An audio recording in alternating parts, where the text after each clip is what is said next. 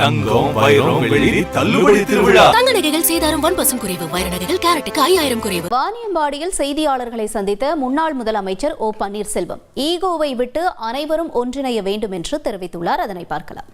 பிரிந்து கிடக்கின்ற அனைத்து இந்திய அன்னார முன்னேற்ற கழகத்தினுடைய சக்திகள் ஒன்றிணைந்து எந்த நோக்கத்திற்காக புரட்சி தலைவர்கள் இந்த இயக்கத்தை உருவாக்கினார்களோ அந்த நோக்கத்திற்கு மாண்புமிகு அம்மா அவர்கள் ஒரு நல்ல சாதனையை செய்தார்களோ மீண்டும் மாண்புமிகு அம்மா அவர்களுடைய ஆட்சி தமிழகத்தில் 2026 வர வேண்டும் என்றால்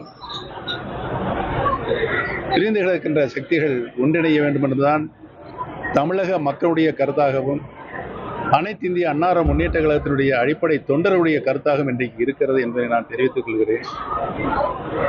அவரவர்கள் மனதில் இருக்கின்ற ஈகோன்னு சொல்லுவாங்கள்ல, அந்த ஈகோவெல்லாம் உதறி தள்ளிவிட்டு